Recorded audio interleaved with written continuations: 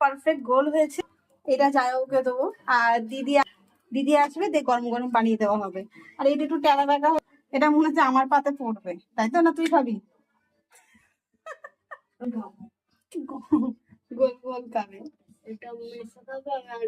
হ্যাঁ ঠিক আছে, এটা জাইমু খাবি, জাইমুর নামে করো তো।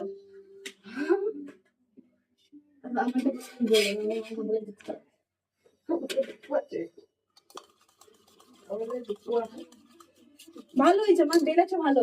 আর তুমি কি বলে এটাকে, ওটা কি বলে? না না, এরকম ময়মটা ভালো করেছে না,